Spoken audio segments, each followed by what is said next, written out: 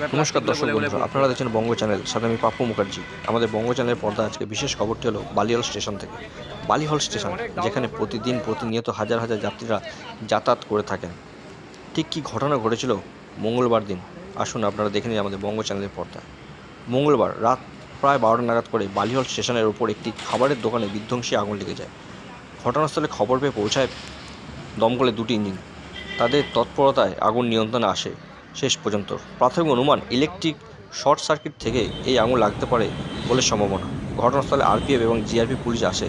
রাতে আগুন লাগায় রেল যাত্রীদের কোনো অসুবিধা হয়নি। দোকানটি কার্যত পুড়ে ছাই হয়ে যায়। বালিহল স্টেশন থেকে পাপ্পু মুখার্জি রিপোর্ট, বঙ্গ চ্যানেল। আমাদের চ্যানেলটি শেয়ার এবং ফলো করে সাথে থাকবেন, পাশে থাকবেন।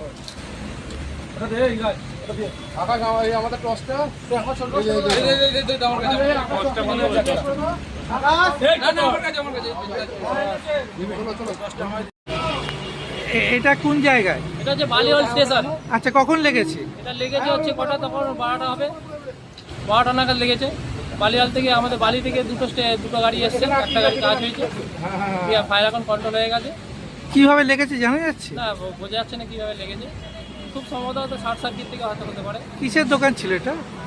এটা দেখছি এটা স্টেশনারি দোকান। স্টেশনারি দোকান। আগুন তো ছড়িয়ে পড়তে পারতো, আপনাদের তৎপরতায় কি নিয়ন্ত্রণ? আমি ছড়িয়ে যেতে পারতো, কিন্তু আমাদের গাড়ি ঠিক টাইমে চলে এসেছে। দুটো ইঞ্জিন? ইঞ্জিন। ঠিক আছে, আপনার নাম? আমার নাম সাব অফিসার এস বিশ্বাস।